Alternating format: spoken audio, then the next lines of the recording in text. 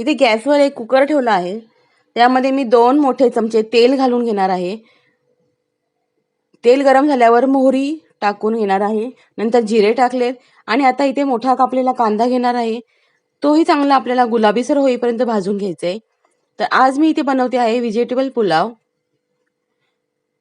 जो पौष्टिकही आहे आणि पटकन होतो. कांदा चांगला भाजून घ्यायचा आहे गुलाबीसर होईपर्यंत. आता याच्यामध्ये मी लसूण आणि आलं टाकून घेते आहे किसलेलं. हे पुन्हा एकदा परतून घ्यायचंय. हे चांगलं परतून झाल्यानंतर, कांदा चांगला भाजल्यानंतर यामध्ये मी कढीपत्ता आणि मिरचीचे तुकडे टाकून घेते आहे. हे बघा, तुम्ही बघू शकता, चांगला परतून घ्यायचंय पुन्हा एकदा.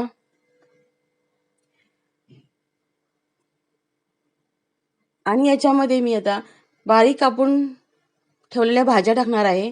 जास्त बारीकही नाही कापायचे आपल्याला आणि जास्त मोठेही नाही, मीडियम साईजचे तुकडे केले आहेत मी. इथे बघा, गाजर आहे, शिमला मिरची आहे, बटाटा आहे आणि फ्लावर आहे. तुम्ही फरसबी आणि मटारही घेऊ शकता. तर ह्या भाज्याही आपल्याला व्यवस्थित परतून घ्यायच्या आहेत. आणि यामध्ये मी 1 चमचा लाल तिखट आणि 1 छोटा चमचा गरम मसाला टाकून घेते आहे. हे व्यवस्थित परतून घ्यायचंय. आणि ते 3 वाट्या तांदूळ मी धुवून ठेवले होते ते घातलेले आहेत.